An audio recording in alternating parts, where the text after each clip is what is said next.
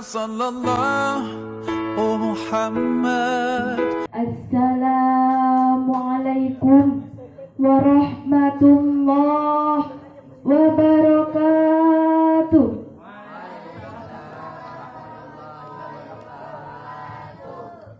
Alhamdulillahilladzi amarona bisolah wassalatu wassalamu ala rasulillah wa ala alihi wa sahbihi wa mawalah, amma ba'du. Pertama-tama dengan yang paling utama, marilah kita panjatkan puja beserta puji syukur kehadirat Allah Subhanahu wa Ta'ala, yang mana atas berkat nikmatnya kita bisa berkumpul dalam haflah mubarakah yang mulia ini. Salawat beriring salam tetap tercurahkan kepada Nabi besar kita Muhammad, dan tak lupa pula pada ahli-ahlinya, pada sahabatnya, pada alim ulamanya, hingga kita selaku umatnya. Yang saya hormati pada pimpinan pondok pesantren Miftahul Ulum, pada guru-guru yang saya hormati, dan teman-teman yang saya banggakan. Berdirinya saya di sini akan menyampaikan sebuah tema, yaitu sholat. Sholat menurut bahasa artinya doa, sedangkan menurut istilah ataupun ahli fikih berarti perbuatan gerak yang dimulai dengan takbir dan diakhiri dengan salam dengan syarat-syarat yang tertentu. Asal diwajibkannya sholat berdasarkan firman Allah dalam Al-Quran yang berbunyi wa aqimus sholah, yang artinya dan dirikanlah sholat.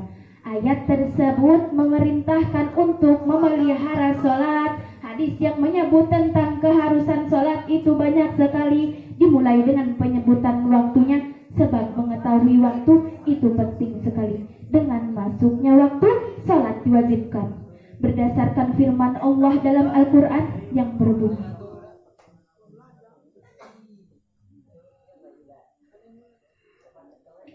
A'udzu billahi minasy syaithanir rajim.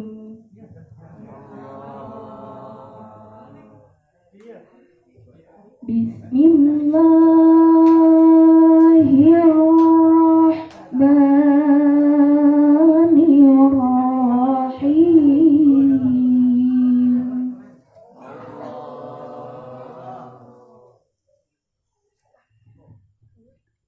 Inna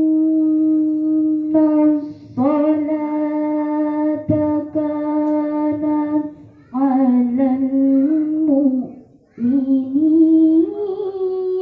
kitaban mawquta,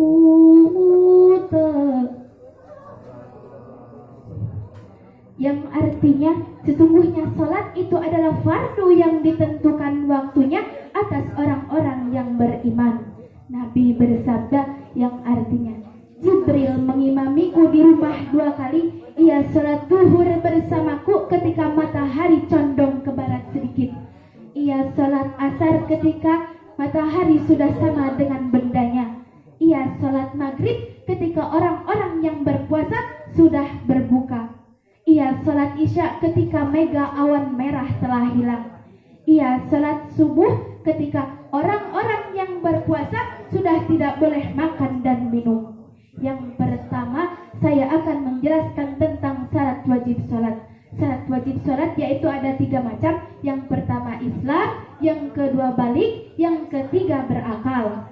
Jika 3 syarat tersebut telah terkumpul pada seseorang, dan untuk wanita dalam keadaan suci, tidak sedang haid ataupun nifas, maka berkewajiban sholat berdasarkan sabda Nabi yang artinya pena diangkat, kewajiban dibebaskan. Dari 3 kelompok tersebut, dari orang yang tidur sehingga bangun, dari anak-anak sampai balik, dari orang gila sampai berakal.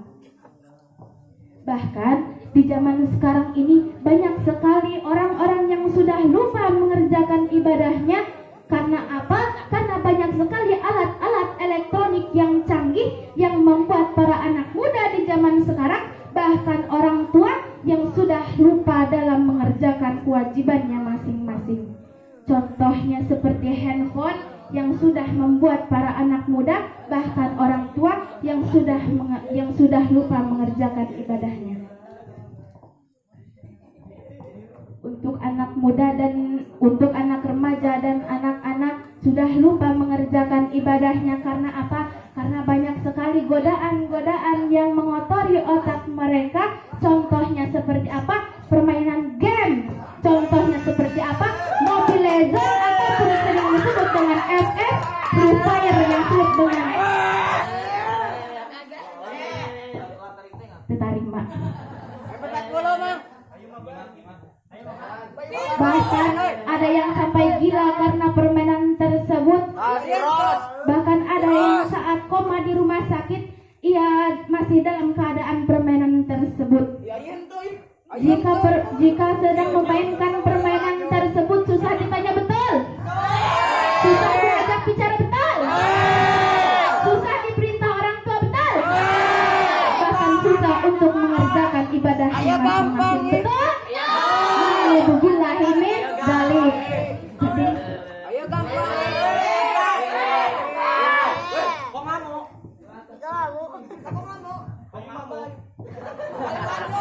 Bahkan di zaman sekarang ini pula banyak sekali wanita-wanita yang mengumbar auratnya di media sosial yang membuat nafsu para lelaki yang akhirnya menimbulkan perzinahan.